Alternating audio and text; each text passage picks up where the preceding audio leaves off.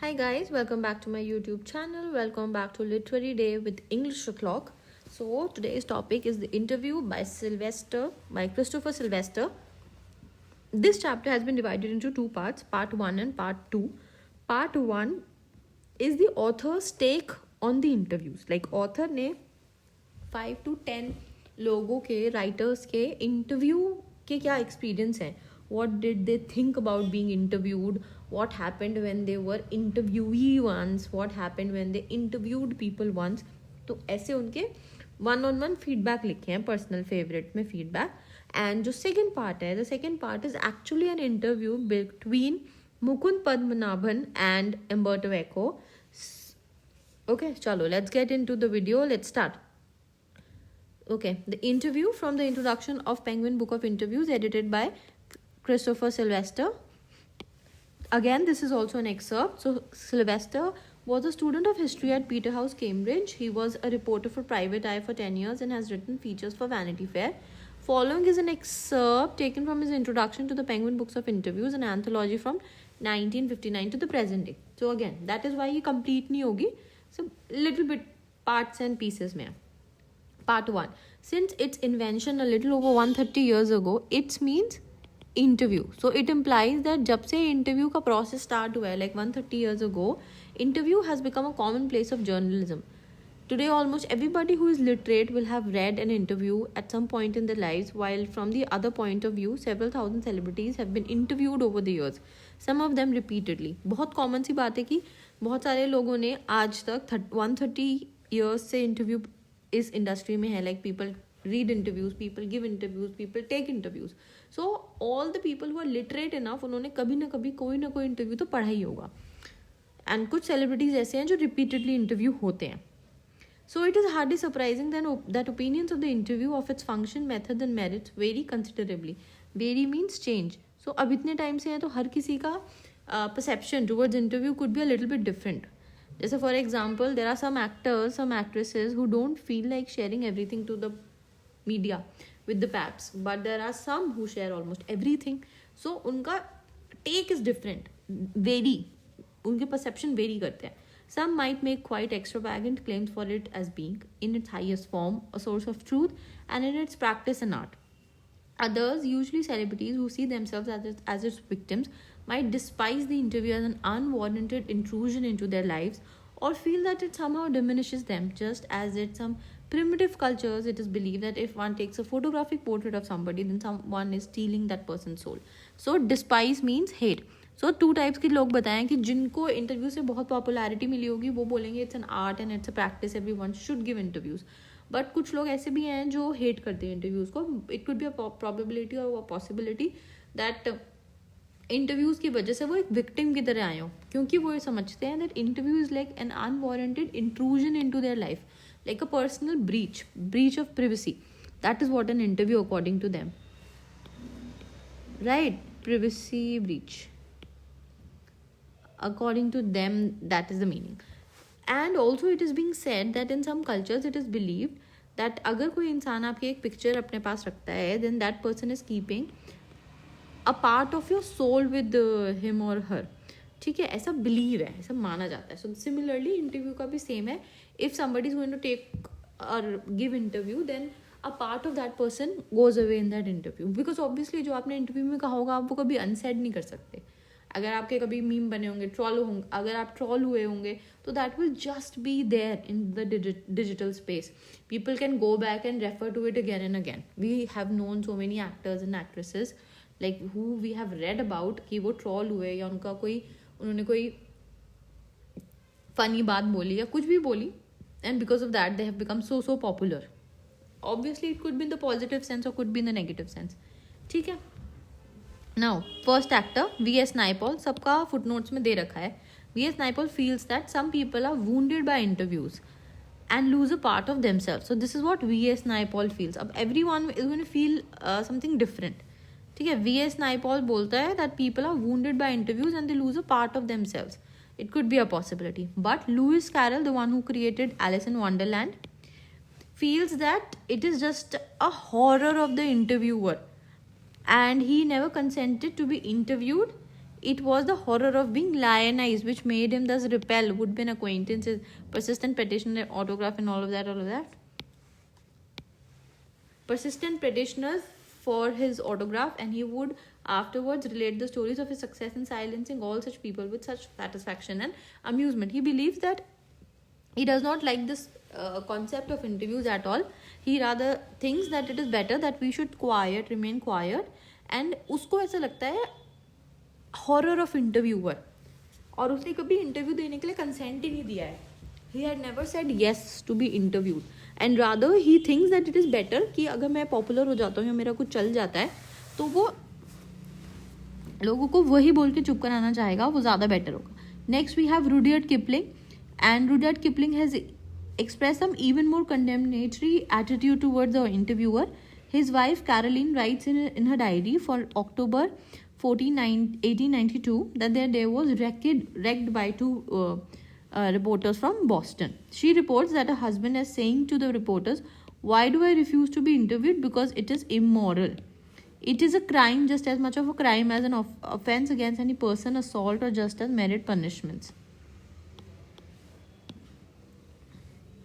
It is cowardly and wild." This is what he says, right? He says that it is nothing less than a crime, and a person who is respectable enough would never interview only.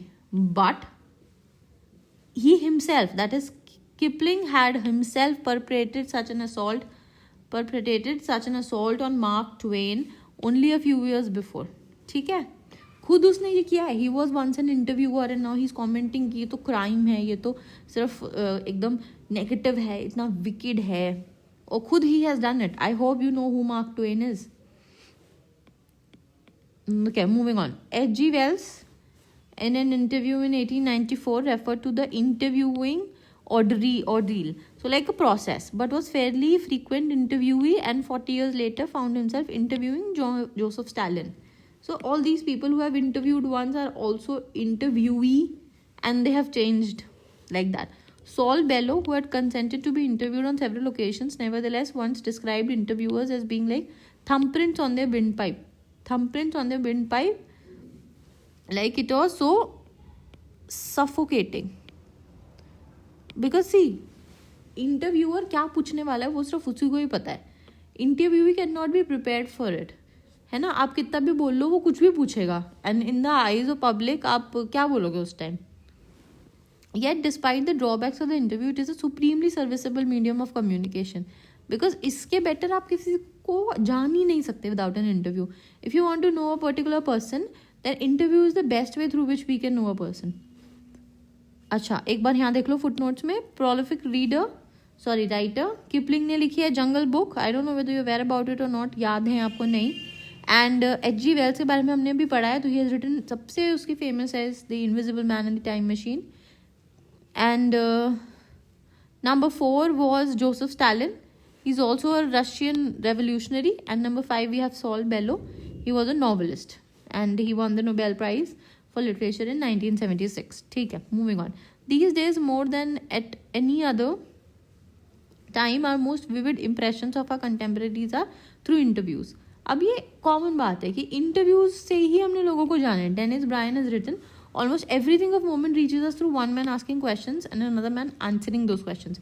Because of this, the interviewer holds a position of unprecedented power and influence. This is something जो मैंने आपको अभी बताया है कि since interviewer कुछ भी पूछ सकता है, that is why there is this sense of power that the interviewer has. Because अभी वो क्या पूछने वाला है, we have no clue about it. He can ask anything and everything. वो टाइम की बात है, उस टाइम पे he can ask anything. ठीक है, चलें. पार्ट 2 बहुत सिंपल है ये, मुझे नहीं लगता इसमें कुछ एक्सप्लेन करने वाला है. It's like 5 to 6 writers, they have come together and they have described their own take on interviews, कि उनको कैसा लगता है the process of interview. Did they enjoy, did they hate it, and all of that, ऐसे करके. ठीक है, second part. Now, Umberto Eco is a professor. He says, "I am a professor who writes novels on Sundays." This has been said by Umberto Eco. So, okay. The following is an extract again from an interview of Umberto Eco. The interviewer is Mukund Padmanabhan from the Hindu. Umberto Eco, a professor at the University of Bologna in Italy, had already acquired a formidable reputation as a scholar for his ideas on semiotics, the study of science. Semiotics is the study of science, literary interpretation, and medieval aesthetics before he turned to writing fiction. Literary fiction, academic texts, essays, children's book, newspaper articles. His written output is staggeringly large and wide ranging. So he has written a lot, like a lot. In 1980, he acquired the equivalent of intellectual superstardom with the publication of The Name of the Rose, which sold more than 10 million copies. He has been a scholar, he has been an academician all through his life, and after being an academician for so many years, इतना popular होने के लिए, अपने work को recognise, अपने work की वजह से रिकग्नाइज होने के बाद भी उसने नॉवल लिखा द नेम ऑफ द रोज, जिसने 10 मिलियन कॉपीज सेल कर दी. ठीक है, इंटरव्यू चलो स्टार्ट करते हैं. Mukund. The English novelist and academic David Lodge once remarked, I can't understand how one man can do so many things as he does. So Umberto Eco, maybe I give the impression of doing many things, but in the end I'm convinced I am always doing the same thing, which is, now that is more difficult to explain. I have some philosophical interests and I pursue them through my academic work and my novels. Even my books for children are about non-violence and peace. You see, मैं ये underline कर रही हूँ so that you know. You see the same bunch of ethical and philosophical interests. Then I have a secret. Did you know what will happen if you eliminate the empty spaces from the universe? Eliminate the empty spaces on all the atoms. The universe will become as big as my fist. Similarly, we have a lot of empty spaces in our lives. I call them interstices. Say you're coming over to my place. You are in an elevator. While you are coming up, I'm waiting for you. This is an interstice, an empty space. I work in empty spaces. While waiting for your elevator to come up from the first to the third floor, I have already written an article. So he is like talking about productivity max.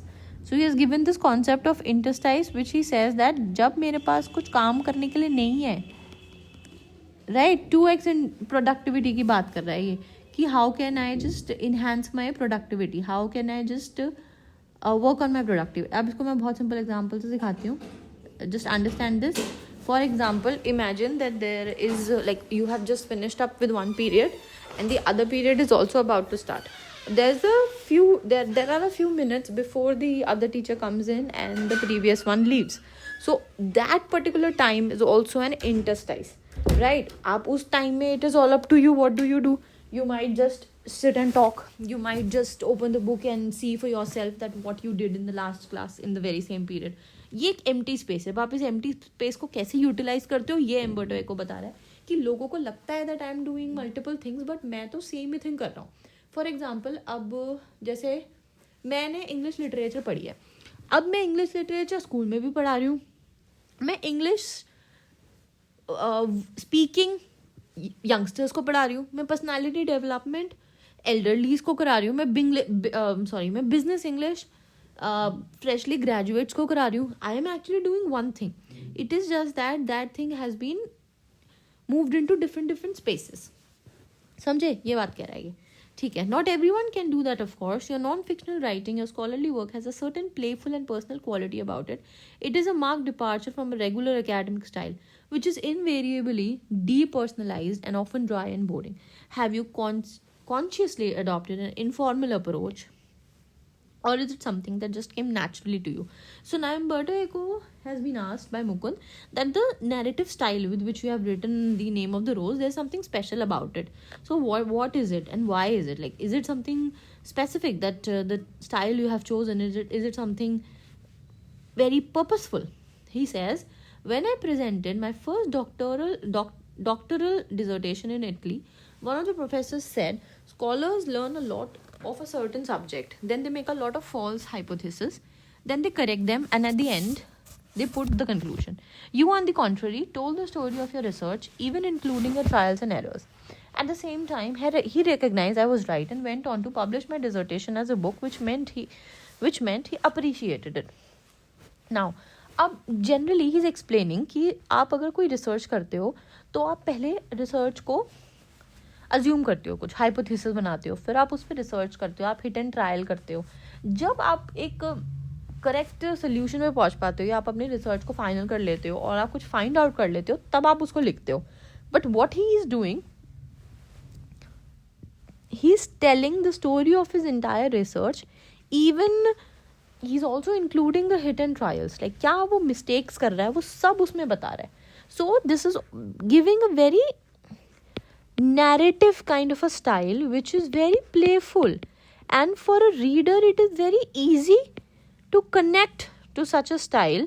Why? Because the narrator feels more connected with the writer's wins and loses, all the losses that the writer is suffering, all victories and all the loss that the writer is suffering. Connected feel हो रहा है. ठीक है. At that point, at the age of 22, I understood scholarly books should be written in the way I had done, by telling the story of a research. This is why my essays always have a narrative aspect. That is why probably I started writing narrative so late, at the age of 50. So 50 की as में उसने novel लिखने start करे. I remember that my dear friend Roland Barthes was always frustrated that he was an essayist and not a novelist. Roland Barthes is actually a literary critic. He wanted to do creative writing one day or the other, but he died before he could do so. I never felt this kind of frustration. I started writing novels by accident. So he's also this man who says that we should not regret. So whatever we feel like doing, we should do it. Age is just a number. See, for example, this is a very beautiful example for us to understand this. Because he started writing novels at the age of 50. I had nothing to do one day, and so I started. Novels probably satisfied my taste for narration. क्यों satisfy करते हैं? Because एक तो they are very lengthy and very detailed, and this man is a man of details. Talking about novels, from being a famous academic, you went on to becoming spectacularly famous after the publication of The Name of the Rose. You have written 5 novels against many more scholarly works of non-fiction, at least more than 20 of them. Over 40. Among them a seminal piece of work on semiotics. But ask most people about Umberto Eco and they'll know, oh, he's the novelist. So the interviewer is asking that आपने novel तो कम लिखे हैं, but आपने non fiction चीज़ें और आपने इतनी सारी रिसर्च लिख दी है, विच इज़ वेरी फेमस. अपने अपनी स्टडीज़ में, अपने अपने स्पेस में बहुत फेमस है वो. और बट फिर भी अगर हम लोगों से पूछते हैं कि अगर वो उम्बर्टो एको को जानते हैं, तो वो बोलते हैं कि अच्छा वो एक नॉवलिस्ट है, ही इज़ अ नॉवलिस्ट. तो he is been asked that are you upset with this? So Umberto Eco says yes, this bothers me because I consider myself a university professor who writes novels on Sundays. It's not a joke. I participate in academic conferences and not meetings of pen clubs and writers. I identify myself with the academic community. But okay, if they have only read only the novels, I know that by writing novels I reach a larger audience. I cannot expect to have 1 million readers with stuff on semiotics. So obviously हम तो नहीं पढ़ेंगे semiotics के बारे में, but क्योंकि हमारी वो स्ट्रीम नहीं है, but novel we might study. So that is what he is saying कि मुझे बॉदर करता है, बट ये भी कॉमन बात है कि not everyone is going to read my literary piece, but more people will read a novel. Which brings me to my next question. The Name of the Rose is a very serious novel. It's a detective yarn at one level, but it also delves into metaphysics, theology, and medieval history.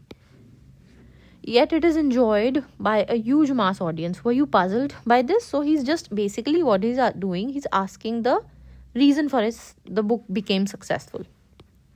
ठीक है, तो basic यही simple term में तो यही पूछ रहा है. What made the book this huge success? ठीक है, he is saying that no, I am not puzzled. Journalists are puzzled, and sometimes publishers, and this is because journalists and publishers believe that people like trash and don't like difficult reading experiences. So he was saying that मेरे को कोई problem नहीं है, but publisher और journalist को बहुत problem थी, क्योंकि उनको लगता था कि लोगों को बस ट्रैश ही पसंद है. दे फील लाइक रीडिंग कूड़ा, that's it. But he is explaining in a very beautiful way now. Understand this.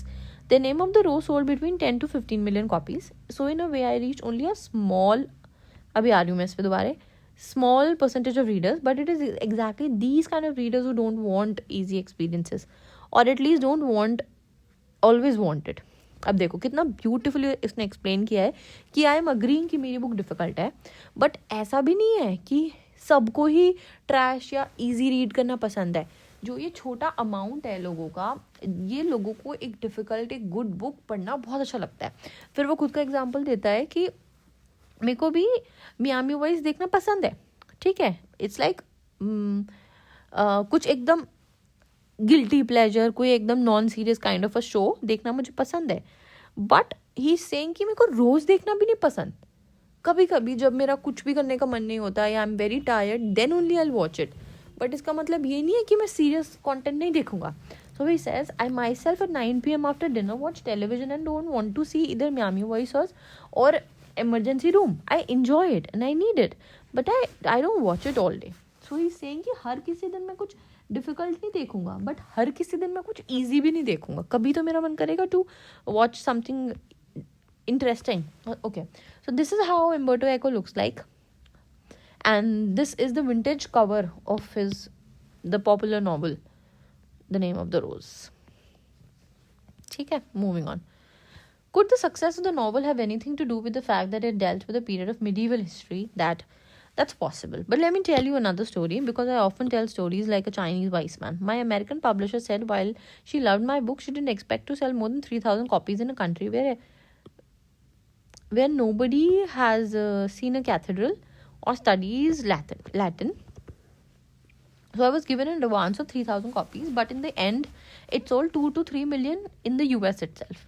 A lot of books have been written about the medieval past far before mine. I think the success of the book is a mystery. Nobody can predict it. I think if I had written The Name of the Rose some 10 years earlier or later, it wouldn't have been the same success. Why it had worked for me is actually a mystery. So he has been saying that अगर मैं 2 साल 5 साल 10 साल बाद लिखता या पहले लिखता, तो हो सकता है मेरी बुक इतनी पॉपुलर नहीं होती, हो सकता है मेरी बुक इतनी फेमस नहीं होती, nobody would have read it. ये भी हो सकता था. तो क्यों मेरी बुक पॉपुलर हुई, this is a mystery, and I really cannot think about it. I cannot give you an answer for this. That's it. यही स्टोरी है हमारी दोनों. This is the entire chapter that we have. Before we move on, I just want you to have a look at the themes that are right there. एक बार बस themes देख लेते हैं. पहला थीम है interview as a communication genre, like a type, कि interview के through हम बात कर रहे हैं. सब थीम है it's an excerpt and it's an interview with an author. फिर उसके बाद understanding personal opinions, how different writers, authors, poets have different opinions about interviews. कुछ ने बोला थंब प्रिंट है, कुछ ने बोला हम इंजॉय करते हैं, कुछ ने बोला कि ये तो क्राइम है. Understanding conversation and the interview pattern, कैसे कॉन्वर्जेशन करते हैं, कैसे इंटरव्यू करते हैं. फिर उसके बाद इंटरव्यू जॉनर को अंडरस्टैंड करना. फिर then comparing different medias of communication. अब कोई इंटरव्यू है, कुछ और मीडिया है, बहुत सारे हो सकते हैं. नाउ एक और, transfer of information from one genre to another. For example, interview has been turned into a report. If I ask you to write a report on the chapter, interview की report लिखनी है. अब report is also already a part of your syllabus. You already know that question number in the writing section you have this question wherein you have a very set format और हम उसमें कोई personal take नहीं लिखते. ठीक है, तो अगर आप इंटरव्यू की रिपोर्ट लिखते हो तो आप कभी भी अपना कोई पर्सनल टेक नहीं लिखोगे कि आपको अम्बर्टो एको कैसा लगा या फिर आपको बुक के बारे में क्या कहना है. You will not write about this, rather you will just write what you red.